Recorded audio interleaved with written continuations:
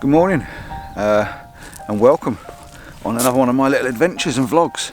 Now you might be seeing this vlog after the one I did last night, or you may be seeing this vlog before the one I did yesterday. So if you're seeing it before I did yesterday, which you probably will because it's just a short vlog, we're in a little place called Dungeness Beach, and it's owned by the Dungeness estate, which means basically I don't think, or I'm not sure whether I'm supposed to be filming, so yeah, I didn't realise this until we got back to the van last night, but in last week's or in next week's video you'll hear me say that I'm going to get a drone out and I'm going to get up in the morning and do a sunrise and stuff like that. Well, yeah, I did. I got up at the sunrise, but I won't be getting the drone out. There's right directly behind you two lighthouses, which is pretty amazing. The beach is taking the sea back, so basically the sea's now that far away from the lighthouse. They put another lighthouse to stop you, which is really quite weird and bizarre. The reason I came down here is for things like that. You see that lovely boat in the background there? I've shot that boat before, and I'll probably shoot it again. I hope to get up this morning. There is some colour. Now I've looked over my shoulder, there is a little bit of colour in the sky. I got up at 3:45.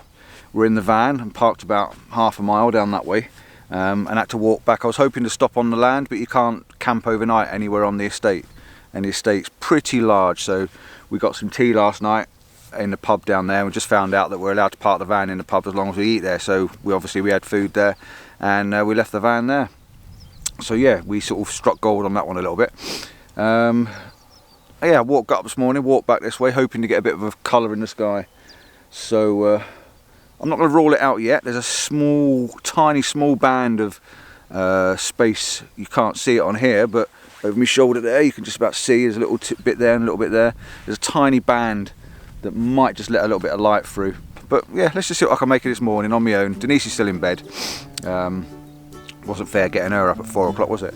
So yeah, let's see how we get on with this. Good morning, and here we go.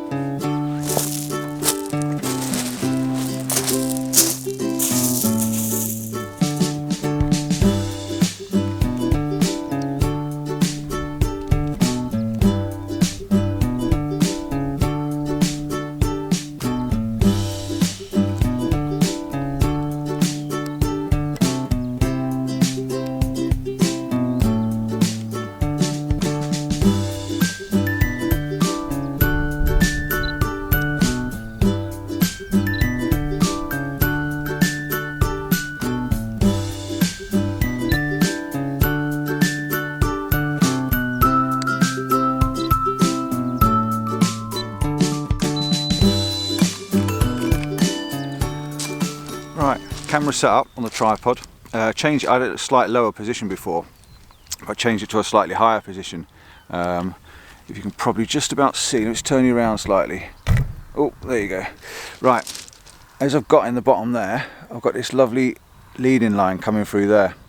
If I touch that on the screen there, you can probably see it. I've got bikes going past now on the main road. Right, I've got this lovely little leading line coming through there, and in the top corner up there you've got the boat, and obviously my histogram's still on at the moment.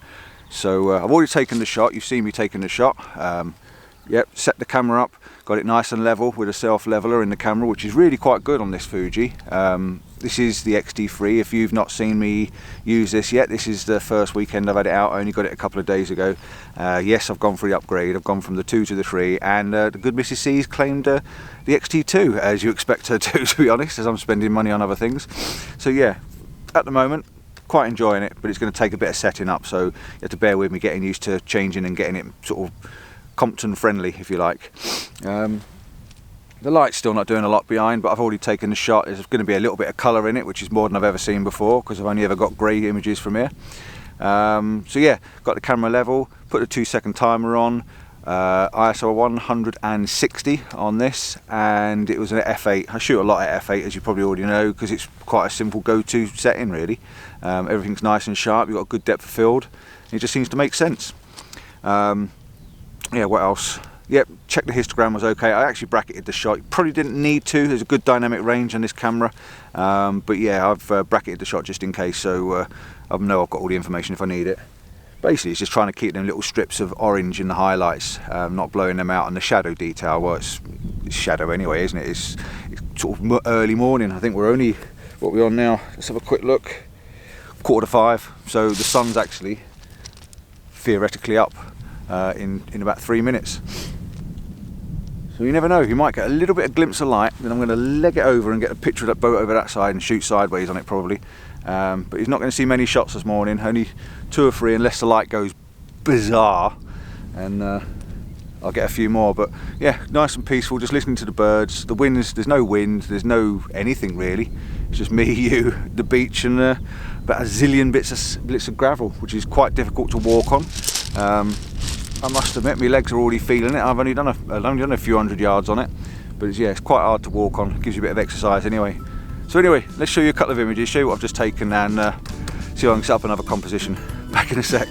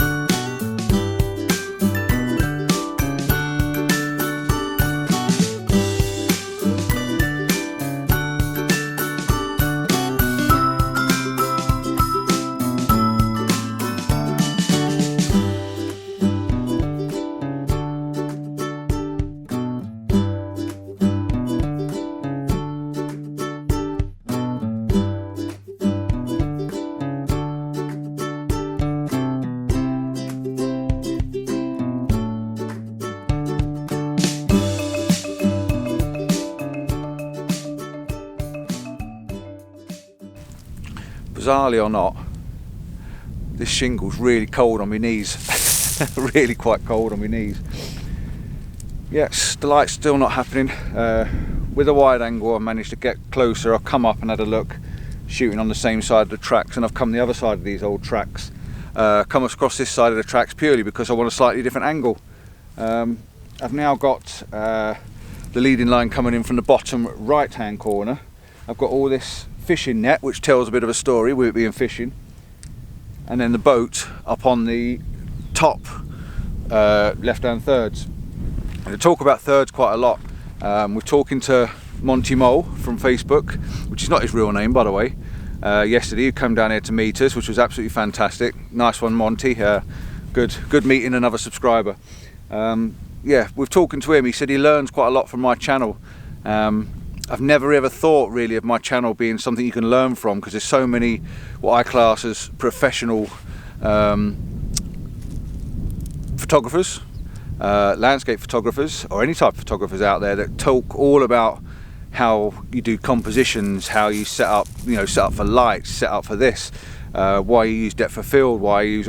I just get on with it. I normally come out, get the camera out, get on with it, and do what I do. You know what I'm like. I'm very rough around the edges, and say it as it is. Black's black, white's white, and that's all there is to it. I couldn't mix it up anyway, even if I wanted to, because I'm crap with words. But he says he learns an awful lot from my channel, which is brilliant. I've had several comments from people over the last year or so saying they learn stuff, tips and hints and tricks, which is really, really good. So hopefully I can keep giving out these little bits of information and you pick something up. Again, an image like this I'd shoot at f8. Reason being is I want a bit of depth in it. I may back it off to 5.6 if I just want to sort of soften the distance, so you're softening off the foreground and maybe have a bit of a softer lead in. I may even try it. I might take one at f8 and one at 5.6, see if there's any difference. Probably not a great deal of difference at that. I don't tend to shoot much higher or lower unless you need to, unless you need more light, or unless you're trying to slow something down. Starburst maybe, you know, if you want to get a sun star, then you've got to go up to 16 f/18 sort of thing. There is a little bit of colour. The sun might pop through yet. It does look quite pretty over the distance. I mean, I could put the long lens on and shoot in on that little boat right over there. We'll see, we'll see. I don't really want to mess around this morning. So yeah, where was I? Yeah, hints and tips. This is a tip for you then. I'm going to go rule of thirds. Now, rule of thirds, you can see me now, I'm on the right hand line of thirds, yeah, which is basically a good place to have a subject. And then the boat is on the left hand, see there, the left hand side of the thirds. Now this line comes in on this image, comes in from this bottom corner, leading you up through the image, and then that boat is roughly where it is on the left hand thirds. The horizon line on this camera, which I haven't set up very well, is not straight, so I tend to keep that horizon line, which is there, just above or below the center line. We tend not to have it in the middle because it doesn't seem to work right unless you've got a reflection, so always keep it above the center or below the center. These are really simple basic tips that can really help an image. Otherwise, like I say, you're using, if I get my hands right, you're using the rule of thirds. So you've got your two lines up there and you've got your two lines about, where are we, there.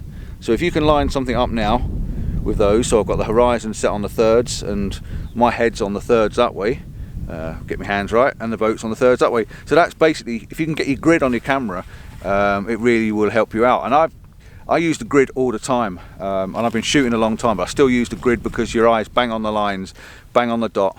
I'm struggling at the moment with the Fuji, with the X-T3. I've only had it a few days, like I just said, and I don't know how to get the grids on the back. I've been through the menu, I've switched it on, but it's just not coming on. For whatever reason, I cannot get the grid on display, so I need to get onto Google and find out later on. The sun has come up, I can just see it getting really bright. You won't be able to see it on the camera there, but it's just about there, I think it is. So it may just pop through that cloud. All I want is 2 seconds. No, I don't, I want 3 because I've got a 2-second timer on, so I want 3 seconds. And it's coming through, right, so I'm going to shut up. I'm going to just see if I can get a tiny little bit of starburst. So I'm going to wind this probably up to f/16 and just hope for a glimmer of colour. Fingers crossed.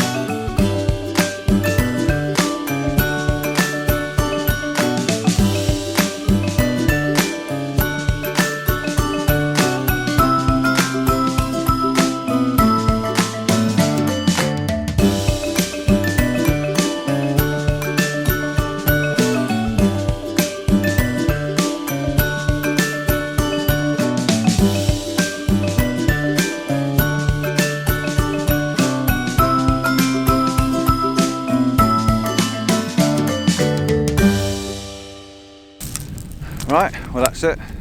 I'm going to say goodbye. Just get a mouthful of water. Thirsty. I've had no coffee yet. Yeah, I've come over to this little boat. You can see there, slightly different shape. Put that way. Slightly different shape, a little bit lower, buried in the gravel. A little bit about this beach that I know of. Last time I was here, I was talking to someone in one of the boat sheds, or yeah, just sheds really. He lived here all his life, and originally the sea was back up near the road, near the houses behind you. And over the decades, he's gradually moved down, and the sheds moved down, then the boats moved down, then the sheds moved further down. Now the sheds are half, 3/4 of the way down the beach, and the sun is just, the sea is just so far away now. And all this lot's just left high and dry, and he just remembers the sea levels being higher, which is really quite bizarre and really quite weird for me to get my head around. The sea used to be here. Colour in the sky, changing the subject. Yes, there's some colour in the sky, but it's quite difficult to make something of it in a funny sort of way.